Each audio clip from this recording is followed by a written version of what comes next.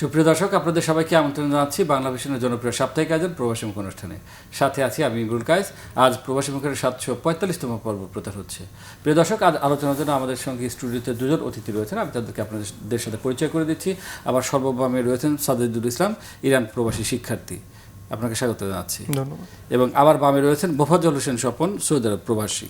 ধন্যবাদ আপনাকে স্বাগত জানাচ্ছি। প্রিয় দর্শক, আমাদের যে দুজন অতিথি রয়েছেন আপনারা বুঝতেই পারছেন যে আজকে আমরা আসলে আলোচনা করব মধ্যপ্রাচ্যের সংকট নিয়ে। আপনারা জানেন যে সম্প্রতি মধ্যপ্রাচ্যে যে যুদ্ধ চলছিল ইরান, ইসরায়েল এবং মার্কিন যুক্তরাষ্ট্রের মধ্যে, এবং সেই যুদ্ধটি যদিও থেমে গেছে কিন্তু তার সংকট রয়েছে, তার প্রভাব রয়েছে, সেই বিষয়গুলো নিয়ে আমরা আলোচনা করার চেষ্টা করব। আমি প্রথমেই সাদেদুল ইসলাম আপনার কাছে জানতে চাইব, আপনি তো ইরানে ছিলেন এবং সেখানে পড়াশোনা করেছেন এবং যুদ্ধের মধ্যেও ছিলেন। যখন ইরানে বোম্বিং করা হচ্ছিল, মিসাইল আক্রমণ করা হচ্ছিল, বিমান হামলা করা হচ্ছিল, তখন আপনি ছিলেন। সেই অভিজ্ঞতা আপনার কাছে একটু জানতে চাচ্ছি। ধন্যবাদ আপনাকে। 28 তারিখে যেদিন হামলা হয় সেই সময় আমি ছিলাম হসপিটালে, আমাদের ওয়ার্ডের কাজ চলছিল আর কি। সো সকাল 9:30টার দিকে আর কি হামলাটা হয়। তখন আমরা কনফারেন্স রুমে ডক্টরদের সাথে কথা বলছিলাম। মানে আপনি তো ওখানে মেডিকেলে পড়াশোনা করছেন? জি, মেডিকেলে পড়ছি। সো ওই টাইমে হামলাটা হয়। সো বিকট কিছু শব্দ শুনতে পারি আমরা। এরপরে মানে পর্দা সরিয়ে দেখতে পারি যে বাইরে হলো গিয়ে ধোঁয়া উঠছে। কত দূরে সেটা? সেটা আনুমানিক 5-6 কিলোমিটার হবে আমাদের এখান থেকে। আমরা একটু এলিভেটেড এরিয়াতে ছিলাম, সো সেখান থেকে মানে একটা ইজিয়ার ভিউ দেখা যাচ্ছিল। তো আমরা যেহেতু এর আগে থেকেই শুনতে পারছিলাম যে যুদ্ধ লাগবে এরকম একটা সিচুয়েশন, সো তখন জিনিসটা ক্লিয়ার হয়ে যায় যে ইসরায়েল বা আমেরিকা হামলা করেছে। তো এরপরে আর কি ডক্টররা আমাদের সাথে কনসাল্ট করে যে কী দেখি করা উচিত। তো সবাই ডিসাইড করে যে যেহেতু আমাদের এখানে কিছু ইন্টারন্যাশনাল এবং ইরানি স্টুডেন্ট ছিল, সো আমাদের সেফটির জন্য বললো যে আজকের class and all everything cancel, conference cancel, তোমরা যে হোস্টেলে থাকো সেখানে ফেরত যাও, এরপরে wait for further instructions. So আমরা ওইখান থেকে আর কি বের হয়ে ডর্মের দিকে মানে হোস্টেলের দিকে ফেরত যাওয়ার চেষ্টা করি। বাট ওই টাইমে মানে খুবই হেভি ট্রাফিক ছিল, যেখানে মানে আমার হসপিটাল থেকে হোস্টেলে যেতে প্রায় আধা ঘন্টা থেকে 40 মিনিট লাগে ইউজুয়ালি। মেট্রোতে অথবা বাসে, মানে আমরা বাংলাদেশে যেমন রিক্সা ব্যবহার করি ওইখানে সেম ওয়েতে ট্যাক্সি চলে। আচ্ছা, দেখা যাচ্ছে শর্ট ডিস্টেন্সের জন্য। সো ওই ট্যাক্সিতে যেতে গেলে আধা ঘন্টা থেকে 40 মিনিট টাইম লাগে। বাট ওই দিন আমার মানে ট্যাক্সি তো পাইনি। অন টপ অফ দ্যাট আমি পাবলিক বাসে যাওয়ার চেষ্টা করেছিলাম। পাবলিক বাস একটা স্টেজ পর্যন্ত গিয়ে আর যেতে পারিনি, এত হেভি ট্রাফিক ছিল। সো সেখান থেকে নেমে আমি মেট্রো দিয়ে যাওয়ার চেষ্টা করলাম। বাট মেট্রোতে নিচে মানে মেট্রোতে হলো গিয়ে মাটির নিচে আর কি, আন্ডারগ্রাউন্ড মেট্রো। সো ওইখানে গিয়ে দেখলাম যে প্রায় 250 থেকে 300 লোকজন, ওইরকম একটা ভিড়। সো বুঝতে পারলাম যে ওইখানেও আর কি মেট্রো সহজে আসবে না, আর মেট্রো আসলেও আমি মেট্রোতে উঠতে পারবো না। সো ভাবলাম যে এর থেকে বেটার হয় যে আমি বের হয়ে রাস্তায় হেঁটে যাই, সেটাই বেটার, কারণ আদার কোনো ওয়ে ছিল না। সো এইভাবে হেঁটে হোস্টেলের দিকে ফেরত গেলাম। প্রায় 3 ঘন্টা মতন সময় লেগেছিল আর কি। আচ্ছা, মানে হোস্টেলে গিয়ে অবস্থান। আপনার সাথে কোনো বাংলাদেশি ছিল অথবা না, আমার সাথে কোনো বাঙালি ছিল না। বাট আমি অনলি বাংলাদেশি আর কি, আমাদের ইউনিভার্সিটিতে যে মেডিকেল পড়ছে। আপনার ইউনিভার্সিটির নাম? Tehran university of medical sciences. আচ্ছা, জি। আর এমনিতে আর অন্য দেশের স্টুডেন্টস ছিল, তারা আর কি হোস্টেলে আমার ফ্রেন্ডরা ওয়েট করছিল আমার সাথে আমার জন্য আর কি। মানে ওই মুহূর্তে আসলে আপনি একাই ছিলেন? আমি একাই ছিলাম, জি। নিশ্চয়ই ভয়ের একটা বিষয় ছিল? আসলে সত্যি বলতে কি অতটা না, কারণ এর আগের বার যখন 12 দিনের যুদ্ধ হয়েছিল ইরানে, তখনও আমি ইরানে ছিলাম। আচ্ছা, তখন যুদ্ধ শেষ হওয়ার পরে আর কি এমবাসি আমাদের আগের বারে এভ্যাকুয়েট করে। সো ওই টাইমে আর কি পুরো যুদ্ধ টাইমেই আমি ইরানে ছিলাম। সো পুরোটা আর কি ফার্স্ট হ্যান্ড লুক পেয়েছিলাম। সো ওইবার যখন যুদ্ধটা লাগে তখন একটা মানে আতঙ্কের একটা ব্যাপার ছিল, কারণ কখনো তো এটা ফেস করিনি। বাট এবার যখন ঘটলো মানে যুদ্ধটা শুরু হলো, তখন আর কি ওই রকম একটা সিচুয়েশনে পড়িনি, কারণ অটোমেটিকলি মানে একটা ডিসেন্সিটাইজেশন কাজ করেছিল যে এই জিনিসটা তো দেখেছি আমি আগে। সো অতটা আর কি ভয় লাগেনি। বাট বুঝতে পারছিলাম যে ইন্টারনেট কানেকশন চলে যাবে, ফ্যামিলির সাথে যোগাযোগ করতে পারবো না সহজে, সেটার জন্য একটু আর কি একটা ওয়ারি ছিল। আচ্ছা, ঠিক আছে, আপনার কাছে আসছি। মোফাজ্জল হোসেন স্বপন, আপনার কাছে একটু জানতে চাচ্ছি, এই যে 40-39 দিন যুদ্ধ হলো, দেশে এর একটা প্রভাব মধ্যপ্রাচ্যের দেশগুলোতে পড়েছে, এবং এই যুদ্ধের ফলে সেখানকার স্বাভাবিক কর্মকাণ্ড, আপনি তো এর মাঝেও গেছেন আসছেন, আমি দেখেছি বা শুনেছি, তো সব ধরনের কাজকর্ম কি থেমে গিয়েছিল নাকি আসলে পরিস্থিতিটা কেমন ছিল? স্বাভাবিক তো নিশ্চয়ই ছিল না। আপনি যেমনটি বলতেছিলেন যে 39 দিনের যে যুদ্ধ, সেই যুদ্ধে আসলে প্রভাব তো সব দেশে, পৃথিবীর সব দেশে পড়েছে, জি। শুধু সৌদি আরব আর ইরান মধ্যপ্রাচ্য না। বাংলাদেশে যেমন তেলের সংকটের যুদ্ধের কারণে, পাশাপাশি আমরা যারা বাইরে ব্যবসা করি, আমাদের ব্যবসাতেও ওই ধরনের কাস্টমারের যেই সিচুয়েশনটা ছিল, কাস্টমার কম ছিল এবং মানুষের জানমালের মানে একটা ব্যাঘাত ঘটেছিল। আর আমি ওই প্রসঙ্গে আসবো, প্রবাসীদের প্রসঙ্গে আসবো। আমি একটু ওভারঅল যেতে চাচ্ছি, ধরেন যারা মধ্যপ্রাচ্যে, যেমন ধরেন দুবাই, কাতার, সৌদি আরব, কুয়েত, ওই সমস্ত দেশের জনজীবন কি আসলে থমকে গেছিল নাকি স্বাভাবিক কাজ করে? কিছুটা থমকে গিয়েছিল। বিশেষ করে সৌদি আরবের কথা আমি বলি। সৌদি আরবের প্রতিরক্ষা মন্ত্রণালয়ের মাধ্যমে যে আপনার মোবাইলে রিংটোন, ওরা যখন ইরান যদি বোম মারতো তাহলে মোবাইলে রিংটোন বেজে যেত। যখন এই রিংটোন বাজতো সবাই আতঙ্কের মাঝে থাকতো। কত সময় সাইরেন আর কি, সাইলেন্ট বাজতো। এটা আপনার যখনই ওরা ইরান থেকে বোমা আসতো তখনই বাজতো। আচ্ছা। সৌদি আরবের প্রতিরক্ষা ব্যবস্থা জানেন অনেক উন্নত। বেশিরভাগ যে মিসাইলগুলো উপরেই ফুটানো হয়েছে, উপরেই নষ্ট করে দিয়েছে। তো মানুষ তো আতঙ্কে ছিল, বিশেষ করে সৌদি নাগরিক সহ যারা আমরা প্রবাসী, যারা ফ্যামিলি নিয়ে থাকি, সবাই আতঙ্কে ছিল। কিন্তু একটা জিনিস ছিল যে সৌদি আরবের কোনো কিছুই বন্ধ ছিল না। বিশেষ করে স্কুল, কলেজ, মাদ্রাসা, ব্যবসা প্রতিষ্ঠান সবগুলি স্বাভাবিক নিয়মে চলছিল। কারণ মানে যে হামলাগুলো হয়েছে বা যে মিসাইলগুলো অ্যাটাক হয়েছে টার্গেটেড এরিয়াতে, তো নিশ্চয়ই সব জায়গায় তো আর করে না, সব জায়গায় না। তবে ওইগুলো বেশিরভাগই উপরেই আপনার ধ্বংস করে দিছে। আচ্ছা, মানে উপরে আকাশ প্রতিরক্ষা ব্যবস্থার মাধ্যমে ধ্বংস করা হয়েছে।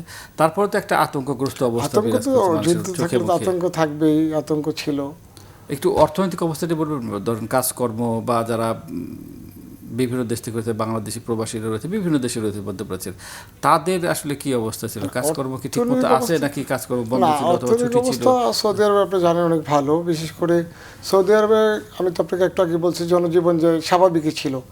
বিশেষ করে মার্কেটগুলোতে কাস্টমার কম ছিল। তাছাড়া ওদের জনসাধারণদের সব কিছুই স্বাভাবিক ছিল। মার্কেটে লোকজন কম ছিল কিছুটা, কেনা বেচা কিছুটা কম ছিল। আমরা করোনার সময় যেমন দেখেছি, আমি একটু জানতে চাচ্ছি, করোনার সময় যেমন দেখেছি যে করোনার কারণে এবং তার যে নেতিবাচক প্রভাব পড়ছিল, এই কারণে কিন্তু অনেক বাংলাদেশি প্রবাসী তো বটে, অন্যান্য দেশের প্রবাসীরা যে ছিলেন তাদের জব কাট করা হয়েছিল, অর্থাৎ অনেকেই ছাঁটাই করা হয়েছিল, বিদায় দেওয়া হয়েছিল, এরকম পরিবেশ তো? না, এমন কিছু হয় না সৌদি আরবে। আচ্ছা, মানে কোনো অন্যান্য দেশে তো আপনি গেছেন, সেখানে তো না, পাশাপাশি মিডল ইস্টে কোথাও এমন হয়নি। কারো চাকরি গেছে যুদ্ধের জন্য, এমন কিছু হয়নি। আচ্ছা। সাইদুল ইসলাম, আপনি পরিবারের সাথে কতদিন যোগাযোগ? নিশ্চয়ই আপনার যখন ওখানে হামলা হয়, আপনি বলছিলেন যে ইন্টারনেট বন্ধ হয়ে যায়, তো আপনার পরিবারে তো আতঙ্কগ্রস্ত ছিল বাংলাদেশের থেকে, তো তারা কতদিন আসলে পর যোগাযোগ করতে সক্ষম হলেন বা কি অবস্থা? আসলে ইন্টারনেট তো কেটে যায় ওই দিনই, প্রায় আই থিঙ্ক 1 ঘন্টার মতন কানেকশন ছিল হামলা হওয়ার পরে। তখনই মানে যেহেতু এর আগে এরকম একটা সিচুয়েশন ফেস করেছিলাম, সো মানে বুঝতে পারছিলাম যে ইন্টারনেটটা কেটে যাবে। ওই টাইমে আর কি ফ্যামিলির কেউ যাতে ওয়ারি না করে তার জন্য আর কি ডাইরেক্টলি আমি ওই টাইমে কল দিয়ে আব্বুর সাথে কথা হয়। তখন আর কি সিচুয়েশনটা এক্সপ্লেন করি যে হামলা করেছে ইসরায়েল, যে কোনো সময় ইন্টারনেট কেটে যেতে পারে, সো কথা কিভাবে হবে আমি শিওর না, বাট পরে দেখা যাবে সামহাও। বাট ওই যে ডাইরেক্ট যে লাইনে কল করা যায় ইন্টারন্যাশনাল কলগুলো, সেইগুলো মানে কি বলে ইন্ট্যাক্ট ছিল, সেইভাবে কল করতে পেরেছিলাম। সো মাঝে মধ্যে আর কি প্রায় প্রতিদিনই কথা হতো ফ্যামিলির সাথে, বাট ডাইরেক্ট কলে। আচ্ছা, ডিরেক্ট করে কথা। জি। নিশ্চয়ই আপনার পিতামাতা বা ভাই যারা আছেন পরিবারের, তারা তো সবসময় একটা আতঙ্কগ্রস্ত, সবসময় যোগাযোগের চেষ্টা করতেন। প্রবলেম ছিল একটা তখন যে মানে বাংলাদেশ থেকে ইরানে কল করার কোনো ওয়ে নেই। ইরান থেকে আমি বাংলাদেশে কল করতে পারছিলাম, ফ্যামিলির সাথে কথা বলতে পারছিলাম, বাট বাংলাদেশ থেকে যে মানে তারা যখন ওয়ারিড তখন যে আমার সাথে কথা বলতে পারবে ওই রকম সিচুয়েশন ছিল না। দেখা যাচ্ছে যে আমি আমার টাইম অনুযায়ী তাদেরকে কল দিতে পারছি, বাট তারা কল দিতে পারছিল না। বাট তাও ডেইলি একটা কনভারসেশনের একটা ব্যবস্থা ছিল। আচ্ছা, মোফাজ্জল হোসেন, আমরা দেখেছি ওই সময় বেশ কয়েকটি দেশে বাংলাদেশি কয়েকজন মারা গেছে, 5-6 জন বা 6-7 জন মারা গেছে, কেউ আহত হয়েছেন যারা প্রবাসীরা রয়েছেন। তো সেই সময় আমরা আসলে সোশ্যাল মিডিয়াতে এরকম দেখেছি যে কেউ ভিডিও করে ছাড়ছেন, কেউ এই যে মানে অসতর্কতা বলে কাজ করছেন। এই সব ক্ষেত্রে আপনারা যারা কমিউনিটির নেতৃত্বে আছেন, তারা কি সতর্কতা অবলম্বন করার জন্য তাদের বলেন নেই, বা যারা বাংলাদেশের রয়েছেন বিভিন্ন জায়গায় তাদেরকে একটু সতর্ক থাকা, কিংবা এই যে ভিডিও করা যাবে না, আবার ওই দেশের নিয়ম কারণ যেমন মধ্যপ্রাচ্যের দেশগুলো আসলে নিয়ম কারণ একটু মানে একটু স্ট্রিক্ট, মানে যা ইচ্ছা তা তো করা যাবে না। এই সমস্ত বিষয়ে সতর্কতামূলক কোনো সতর্কতামূলক আমাদের বাংলাদেশ এম্বাসি সতর্কতামূলক ব্যবস্থা হিসেবে ওদের একটা চিঠির মাধ্যমে সবাইকে অবহিত করছে, প্রেস রিলিজ করছে বাংলাদেশ এম্বাসি। পাশাপাশি আমরা যারা প্রবাসী আছি আমরাও সবাইকে বলছি। কিন্তু কিছু কিছু লোক যারা নতুন গেছে অতি উৎসাহী হয়ে এটা মোবাইলে ধারণ করে যারা করেছে সেটা সে দেশের আইন ভঙ্গ করছে, সেজন্য তাদের ওই দেশের শাস্তির সম্মুখীন হতে হয়েছে। কিছু কিছু হ্যাঁ এরকম কিছু শোনা ক্ষেত্রে। গেছে যে এরকম মানে কেমন সংখ্যক বা না, এটা আসলে কম, তেমন বেশি না, খুব কম সংখ্যক লোকের এমন হয়েছে। এবারও দেখা গেছে যে কেউ কেউ হয়তো যে মিসাইলটি পড়ছে তার যে অবশিষ্টাংশ থাকে সেখানে গিয়েও ভিডিও করার সময় একজন মারা গেছে বা দেখতে গিয়ে বা সরাতে গিয়ে, এরকম খবর কিন্তু না, এটা তো অবশ্যই আমরা একটু আগে বলছি যারা অতি উৎসাহী হয়েছে।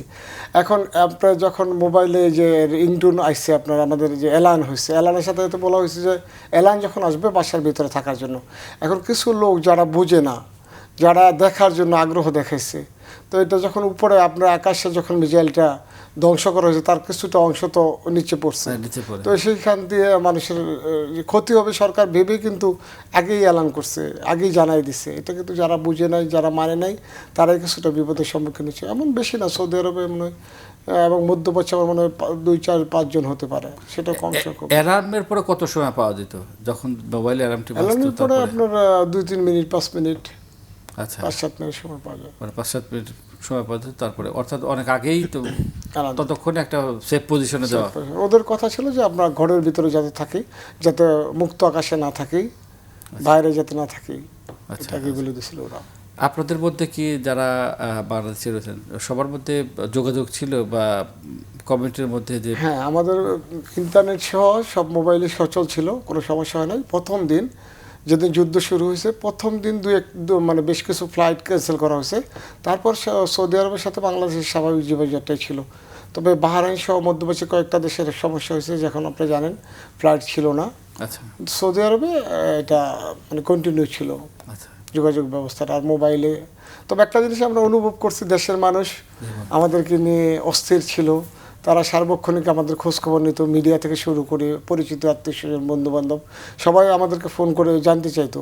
আমরা যতটুকু মানে এটা যুদ্ধের আগে ভয় না পাইছি, আমাদের দেশের মানুষ আমাদেরকে নিয়ে তার চেয়ে বেশি উদ্বেগ প্রকাশ করছে। দেশের মানুষ, তারপর সরকারও নানা ধরনের তো হ্যাঁ, পদক্ষেপ নিয়েছে যাতে আমাদের প্রবাসীরা ভালো থাকে। সাইদুল ইসলাম, আপনার কাছে একটু জানতে চাইবো, আপনি যেহেতু পড়াশোনা করেন শিক্ষার্থী ইরানে, তো ইরানের বাংলাদেশি শিক্ষার্থীর সংখ্যা কেমন বা নানান প্রতিষ্ঠানে তাদের মধ্যে আপনাদের ইন্টারনাল কোনো যোগাযোগ আছে কিনা, বা সবাই এই যে আপনি চলে আসছেন সবাই ফেরত আসতে পারছে কিনা এই যুদ্ধের সময়? জি, বাংলাদেশি স্টুডেন্টের সংখ্যা খুবই কম ইরানে। মানে হাতে গোনা কয়েকজন স্টুডেন্ট আমার চেনা, আর ওভারঅল মানে এমবাসি থেকে আর কি একটা কানেকশন করার চেষ্টা করে সব স্টুডেন্টদের সাথেই, বাট ওভারঅল যা দেখেছি খুবই কম স্টুডেন্ট সেখানে। আর আসার ব্যাপারে হ্যাঁ, বেশিরভাগ স্টুডেন্টই চলে আসতে পেরেছে। কিছু কিছু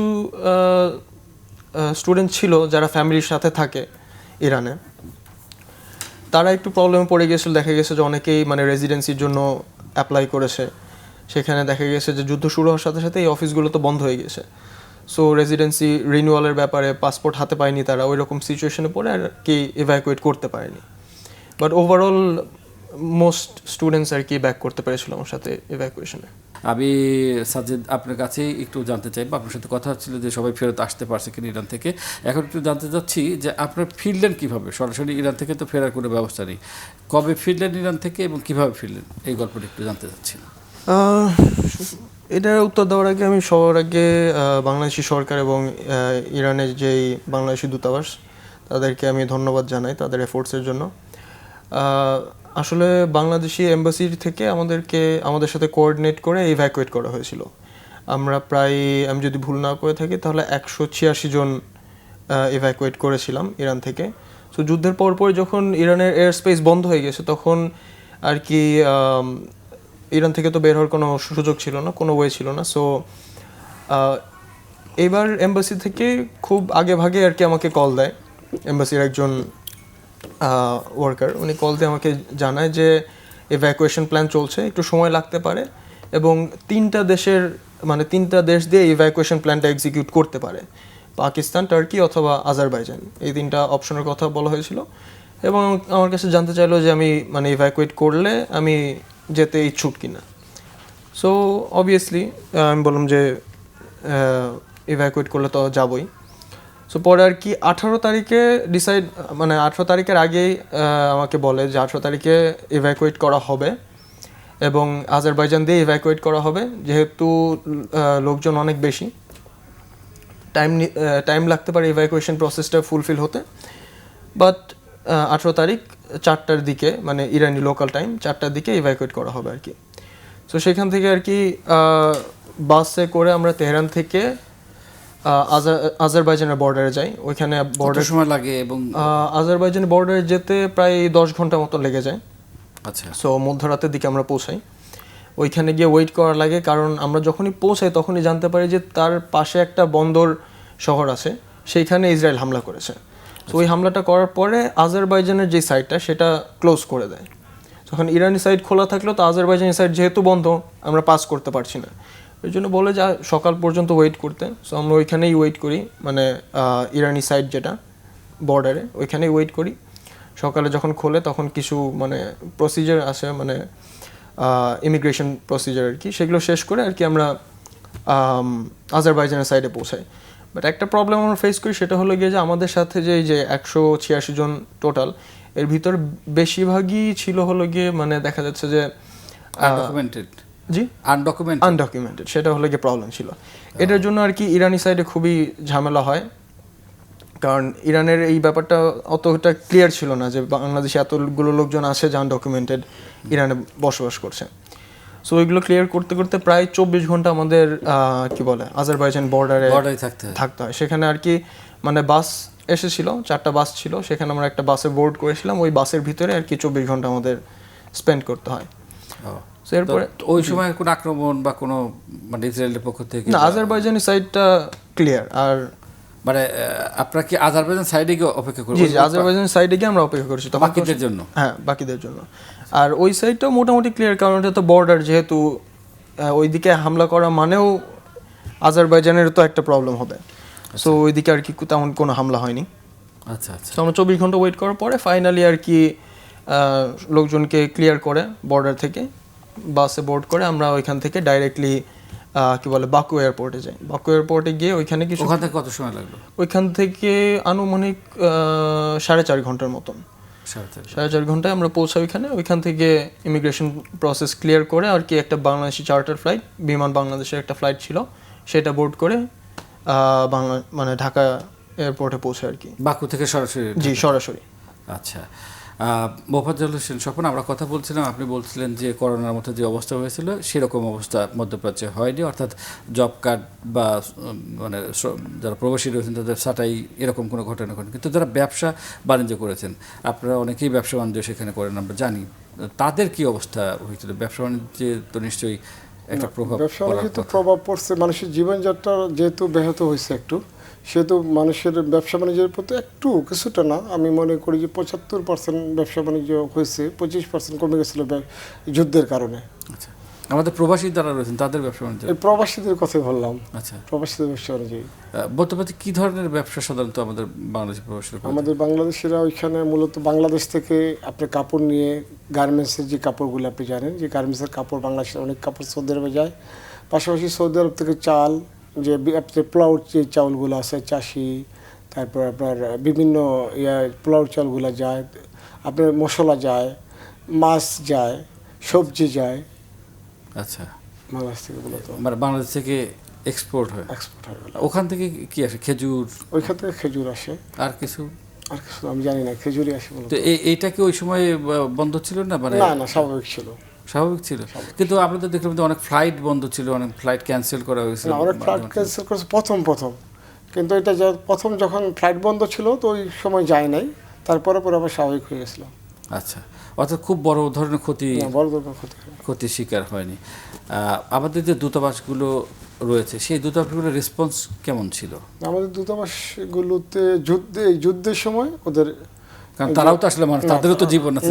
তারা সবাই ভালো ভূমিকায় ছিল, বিশেষ করে কমিউনিটির মাঝে যেভাবে জানানো দরকার ছিল প্রবাসীদেরকে, সজাগ করা দরকার ছিল, এই ধরনের কর্মকাণ্ড ওরা অব্যাহত রেখেছিল।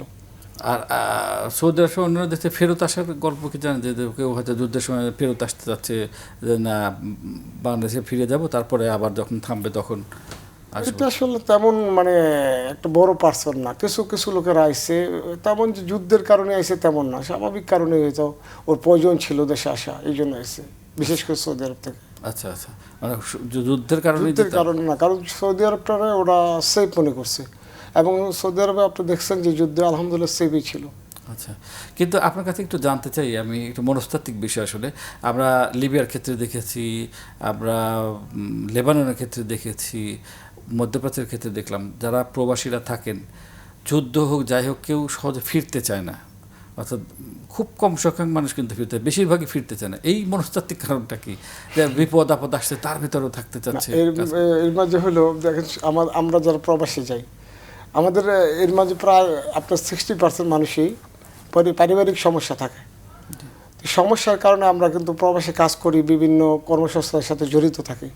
আমরা প্রতি মাস শেষে আমরা প্রবাস থেকে যদি টাকা না পাঠাই, আমাদের পরিবার এখানে চলাফেরার জন্য কষ্ট হয়ে যায়, তাদের জীবনযাত্রা কষ্ট হয়। সেই জন্যই আমরা চিন্তা করি যে আমরা কষ্ট করে থাকলেও দেশের পরিবারকে সুখী রাখবো। বিশেষ করে আমি যদি বলি যে যারা প্রবাসী আছে, আমরা যারা এখন মধ্যপ্রাচ্যে যদি বলি, প্রায় 1 কোটির কাছাকাছি প্রবাসী বাংলাদেশে আছে। অনেকেই নিজের জন্য বাঁচে না, পরিবারের জন্য বেঁচে আছে। প্রবাসীরা আমি এমনও দেখেছি, খেয়ে না খেয়ে হলো ওর টাকাটা দেশে পাঠায় দেয় পরিবারের জন্য। দেখেন, আমি ওইখানে এমন লোক দেখছি যে 2-4টা আইফোন বাসায় পাঠায় আত্মীয় স্বজনের জন্য, কিন্তু ও নিজে নর্মাল একটা ফোন নিয়ে ঘুরে। আচ্ছা, না অনেকেই আছে, এটা আসলে বাংলাদেশিদের মধ্যে এক ধরনের এই প্রবণতা আছে যে বিদেশে গেলেই সে ভালো আছে, ইনকাম করছে, তাহলে আমাকে কেন আইফোন পাঠাবে না, বা এরকম কিন্তু আছে বা টেন্ডেন্সি। যাই হোক, সাজিদুল ইসলাম, আপনার কাছে এখন আমার যে প্রশ্নটি সেটি হচ্ছে যে একটা অনিশ্চিত জীবন থেকে ফেরত এসছেন, ভালোভাবে এসছেন, আল্লাহ ফিরিয়ে নিয়ে এসছে। যখন ওইখানে ছিলেন এবং যখন আপনাদের পড়াশোনা বা ক্লাস বন্ধ হয়ে গেল এবং ইউনিভার্সিটি বন্ধ হয়ে গেল, ক্লোজ করে দিল, যে কয়দিন ছিলেন ডরমিটরিতেই ছিলেন, এবং খাওয়া দাওয়া সহ অন্যান্য ক্ষেত্রে কি সমস্যা হয়নি, অথবা বাইরে বেরোনোর ক্ষেত্রে কি? না, ডরমেটরিতে ছিলাম কিছুদিন, কারণ প্রথম যখন শুরু হয় তখন তো মিলিটারি আউটপোস্ট যেগুলো ছিল সেগুলোর উপরে হামলা চলছিল মিলিটারি এরিয়াতে। বাট পরে দেখা যায় যে রেসিডেন্সিয়াল এরিয়াগুলোতেও হামলা করা শুরু করে ইসরায়েল। আচ্ছা, সো তখন আর কি বেসামরিক স্থাপনা, হ্যাঁ, বেসামরিক স্থাপনায় হামলা করা শুরু করে। সো জিনিসটা ক্লিয়ার হয়ে যায় যে তেহরানে আসলে কোনো জায়গায় সেফ না ওই রকম। সো পরে ডিসাইড করি যে আমার এক ফ্রেন্ড ছিল, সে আফগানিস্তানের, তার বড় ভাই একটা ফ্যাক্টরি চালাতো, গার্মেন্টসের ফ্যাক্টরি। সো সেখানে আবার মানে 4 তলা একটা বিল্ডিং, সেখানে 4র্থ তলায় 2টা অ্যাপার্টমেন্ট ছিল। সো অ্যাপার্টমেন্টগুলো থাকার জন্যই আর কি তৈরি করা হয়েছিল। সো ও বললো যে আমি ওইদিকে চলে যাচ্ছি, তুমি সুযোগ করে যখন পারো চাইলে ওইদিকে চলে আসতে পারো, আমার জায়গা আছে, সবই অ্যাভেলেবল, খাবার দাবার সব কিছু ওইদিকে ঠিকঠাক আছে, তুমি চাইলে চলে আসতে পারো যদি সেফটি প্রয়োজন হয়। সো আমি আর কিছুদিন তেহরানে থাকি, আমি অন্য ফ্রেন্ডদের সাথে ডিসকাস করি যে কী দিয়ে কী করা যায়। তারাও এক একজন এক এক সিটিতে চলে যায়, কারণ দেখা যাচ্ছে যে যারা আসে অনেকেরই আর কি ফ্যামিলি মেম্বার ইরানের অন্য শহরে বিজনেস করে, অথবা দেখা যাচ্ছে যে কি বলে অন্য ইউনিভার্সিটিতে পড়ে বা সামথিং লাইক দ্যাট। সো অনেকেই মানে তেহরান ছেড়ে অন্য সিটিগুলোতে চলে যায়, কারণ অন্য সিটিগুলো আরও বেশি সেফার। আচ্ছা, মানে কিছুটা নিরাপদ। জি জি। যারা ইরানবাসী, অর্থাৎ তেহরান নগরীতে বসবাস করে ইরানি যারা, তাদের ভিতরে এই প্রবণতাকে লক্ষ্য করতে যে সবাই ছেড়ে অন্যদিকে চলে যাবে, বা আপনি যেরকম গেলেন ওরকম সেফ পজিশনে চলে যাওয়া, নাকি তারা সেখানেই ছিল, ইরানি রাজধানী তেহরানি? সত্যি কথা বলতে কি, ইরানিদের ভিতরে মানে এই ভয়টা কাজ করে না যে যুদ্ধ হচ্ছে, জীবনের ভয় আছে, এটা ইরানিদের ভিতরে নেই। এটা আগের বারও দেখেছি, 12 দিনের যুদ্ধে, এইবারও দেখেছি। যেই দিন যুদ্ধ লেগেছে, বম পড়ছে, উপরে মিসাইল ইন্টারসেপ্ট করছে, তখন ইরানের রাস্তায় দিব্যি হাঁটাহাঁটি করছে নর্মাল, মানে অ্যাজ ইফ কিছুই হচ্ছে না। আচ্ছা, মানে একদম স্বাভাবিক জীবনযাত্রা তাদের। এটা নিয়ে কোনো চিন্তা ভাবনা, কোনো ভয় কিছুই নেই। বাংলাদেশি নিউজে এসছে যে অনেকেই তেহরান ছেড়ে চলে গিয়েছে। এইটার কারণ আমার যেমন হয় সেটা হলো গিয়ে ভয় বা আতঙ্কে না, এটার কারণ হলো গিয়ে যে যুদ্ধ শুরু হওয়ার পরেই তো সুপ্রিম লিডারকে হত্যা করা হয়। সো ওইটার জন্য ইরানে হলিডে ডিক্লেয়ার করা হয় প্রায় 1 সপ্তাহ ধরে। সো এইটার জন্য আর কি যখন লোকজন ওই দেখতে সময় পারে কিছু লোক হ্যাঁ, যখন লোকজন দেখতে পারে যে যেহেতু ছুটি আছে সামনে, তেহরান থেকে কোনো লাভ নেই, কারণ তেহরান হলো গিয়ে খুবই একটা বিজি সিটি, সেখানে তেমন একটা মানে ফ্যামিলির সাথে টাইম স্পেন্ড করার স্পেশাল কোনো জায়গা নেই। আসে পার্ক টার্ক, বাট ইরানিরা চায় যে আরেকটু বেটার সিচুয়েশনে যায়। তো দেখা যাচ্ছে যে নর্থ সাইডে ইরানের উত্তর দিকে হলো গিয়ে অনেক মানে বাংলাদেশের মতন আবহাওয়া, খুবই আর কি মানে গ্রিনারিজ এসব অনেক বেশি। সো অনেকে ওইদিকে চলে যায় আর কি মানে হলিডের জন্য, এমন না যে তার ভয়ভীতির জন্য আর কি ওইদিকে চলে যায়। সো এটা হলো গিয়ে মেইন কাহিনীটা। একেবারে সব স্বাভাবিক, সবই স্বাভাবিক। আচ্ছা মোফাজ্জল হোসেন স্বপন, আমরা যেহেতু শেষ দিকে চলে এসেছি, আপনার কাছে শেষ যে বিষয়টি জানতে চাই সেটি হচ্ছে যে আমাদের শ্রমবাজার, বিশেষ করে বাংলাদেশের প্রবাসী শ্রমবাজার, এটি মধ্যপ্রাচ্য কেন্দ্রিক, মধ্যপ্রাচ্যের দেশগুলোতে বেশি থাকে, তার মধ্যে সৌদি আরবে তো আরও বেশি থাকে। এই যুদ্ধের কারণে তো আপনি কি মনে হয় এক ধরনের নেতিবাচক প্রভাব পড়ছে? ওই সময় যাওয়া তো কমছে আমাদের বাংলাদেশ থেকে লোক, হ্যাঁ, লোক এখন তো যুদ্ধের কারণে ভিসা, এটা তো আপনার স্বাভাবিক জীবনযাত্রা একটু তো ব্যাহত হয়েছে, সেই কারণে স্বাভাবিক হয়ে যাবে, এটা চলমান প্রক্রিয়া। বিশেষ করে আপনি জানেন যে আমরা অনেক বাংলাদেশে এখন সৌদি আরবের ইনভেস্টার হয়েছি, এবং অনেকেই এখন ওইখানে হসপিটালের সাথে জড়িত হচ্ছে, অনেকে হসপিটাল করতেছে, বেশ কয়েকজন মিলে হসপিটাল করতেছে। তো এই সেক্টরটাতে আমাদের প্রবাসী, বিশেষ করে যারা আপনার এখানে নার্স আছে, ডাক্তার আছে, ওদের যাওয়ার জন্য সরকার উদ্যোগ নিতে হবে। আচ্ছা, ওদেরকে পাঠাইতে পারলে, আর সবচেয়ে বড় কথা আমরা যারা প্রবাসী যাই, অনেকেই আমরা কাজ জানি না, সবাইকে প্রশিক্ষণ দিয়ে একটা কাজ দিয়ে পাঠাইতে হবে। আচ্ছা, তাতে করে কি হবে, তাতে করে আমরা যেই জিনিসটা ওইখানে গিয়ে বেকার থাকি, আমাদের যে সমস্যাগুলো, এই সমস্যাগুলো সমাধান হয়ে যাবে। পাশাপাশি আপনি জানেন যে ফ্যাসিস্ট সরকার বাংলাদেশ থেকে যাওয়ার পর আওয়ামী লীগের অনেক লোকজন, আপনার 5ই আগস্টের পর আওয়ামী লীগের অনেক লোকজন সৌদি আরবে গেছে। এইখানে যারা আপনার বিভিন্ন অপরাধের সাথে জড়িত ছিল, এমন কিছু লোক সৌদি আরবে গেছে। যাওয়ার পরে সৌদি আরবে একটা সবচেয়ে বড় সমস্যা হচ্ছে আমাদের শ্রমবাজারে এটা হয়তো আঘাত করতে পারে। ওইখানে আপনি দেখেছেন হয়তো বা যে হাইজ্যাক, আপনার কি বলে ওই যে ছিনতাই করে আপনার একজনকে গুম করে নিয়ে যাওয়া হচ্ছে, টাকার বিনিময়ে তাকে মুক্তিপণ দেওয়া হচ্ছে।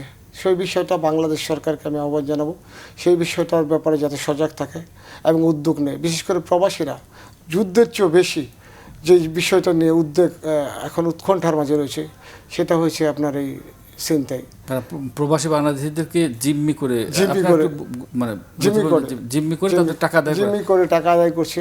তো এই টাকাটা আপনার বিভিন্ন বিকাশে নিচ্ছে বাংলাদেশ থেকে। জিম্মিটা করছে কিভাবে, মানে অর্থাৎ ভিসা দিয়ে নিয়ে? না, ভিসা দিয়ে নিয়ে না, ওইখানে সৌদি আরবে প্রবাসীটা যাচ্ছে, দেখা যায় সে আপনার গাড়ি চালক, তাকে 3-4 জন আইসা বলতেছে যে আমি এইখান থেকে আমি একটু দূরে 50 কিলোমিটার 20 কিলোমিটার দূরে যাব, ওইখানে আমার আত্মীয়স্বজন আছে, ওরা ওইখানে গেলে আপনাদেরকে টাকা দিয়ে দিবে। তো যারা গাড়ি চালায় বাংলাদেশে, ওরা যায়, সেখানে যাওয়ার পরে দেখা যায় ওকে 3-4 জন ধরে তার গাড়ি সহকারে ছিনতাই করে নিয়ে গিয়ে ওকে আপনি জিম্মি করে দেয়। জিম্মি করার ক্ষেত্রে সেখানে তাকে বাংলাদেশে ফোন করে কারো কাছে ওরা বুঝতে চেষ্টা করে যে ও কত টাকা পর্যন্ত দিতে পারবে, ওর কতটুকু দেওয়ার ক্ষমতা আছে, 20 লাখ 15 লাখ 10 লাখ, সেই পরিমাণ অর্থ আদায় করে মারধর করে। এবং এই জিম্মি যারা করে তাদের সাথে একটা বড় একটা আপনার কি বলে একটা গ্যাং জড়িত রয়েছে। এই গ্যাংয়ের মাঝে ওরা কিছু মহিলাও সংযুক্ত করছে। এটা দিয়ে খারাপ ভিডিও করে ওর পরিবারে পাঠানোর হুমকি দমিকে, এবং সামাজিকভাবে তাকে মানে যেভাবে ওকে মানে কন্ট্রোল করা যায়, এইভাবে ভয়ভীতি দেখে।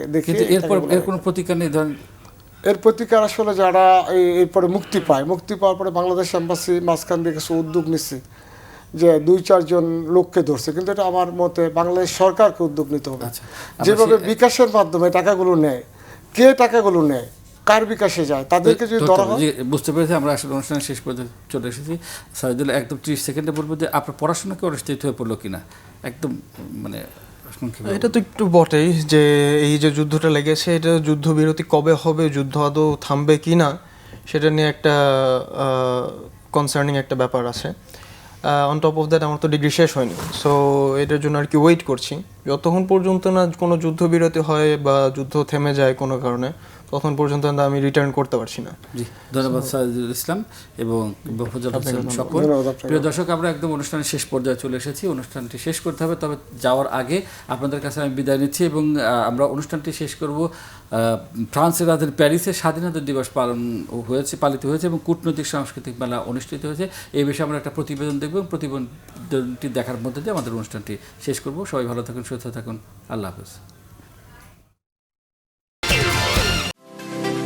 প্যারিসের স্বাধীনতা দিবস উদযাপন একটি কূটনৈতিক ও সাংস্কৃতিক মিলন মেলায় পরিণত হয়। রাষ্ট্রদূত খন্দকার এম তালহা এর সভাপতিত্বে আয়োজিত অনুষ্ঠানে তিনি মুক্তিযুদ্ধের ত্যাগ, জাতির সাহস এবং স্বাধীনতার গুরুত্ব তুলে ধরেন। অনুষ্ঠান পরিচালনা করেন দূতালয়ের প্রথম সচিব শেখ মারেফাত তারিকুল ইসলাম। অনুষ্ঠানে বিভিন্ন দেশের রাষ্ট্রদূত ও উচ্চপদস্থ কর্মকর্তারা উপস্থিত ছিলেন। মুক্তিযুদ্ধের ইতিহাস, জাতীয় ঐতিহ্য এবং বাংলাদেশি খাবারের আতিথেয়তায় অতিথিরা মুগ্ধ হন। এই সময় ৮১তম জাতিসংঘ সাধারণ পরিষদের সভাপতি পদে বাংলাদেশের প্রার্থী ডক্টর খলিলুর রহমানের পক্ষে সমর্থন কামনা করা হয়। আমার বিশ্বাস যে আমরা যদি আমাদের এই খাবারকে বিশ্বের বিভিন্ন দেশে সঠিকভাবে তুলে ধরতে পারি, তাহলে এর মাধ্যমেও আমরা আমাদের দেশের পরিচিতি আরও বৃদ্ধি করতে পারি। এটা আমাদের সফট পাওয়ার ডিপ্লোমেসির একটা অংশ হতে পারে এবং ফ্রান্সের মতো জায়গায় এই জাতীয় যেখানে বিভিন্ন বিশ্বের প্রায় সমস্ত দেশের খাবারের সমাহার রয়েছে, সেখানে বাংলাদেশের খাবারকে পরিবেশনার মাধ্যমে আমরা আমাদের দেশের পরিচিতি ব্যাপকভাবে বৃদ্ধি করতে পারি বলে ফ্রান্স ও বাংলাদেশ ইউনেস্কোর দীর্ঘদিনের সম্পর্ক তুলে ধরেন এবং ফরাসি বিনিয়োগকারীদের বাংলাদেশে বিনিয়োগের আহ্বান জানান। অনুষ্ঠানে ফ্রান্সে বসবাসরত কমিউনিটি ও রাজনৈতিক নেতৃবৃন্দ, বিভিন্ন সংগঠনের প্রতিনিধি ও প্রবাসী সাংবাদিকরা উপস্থিত ছিলেন।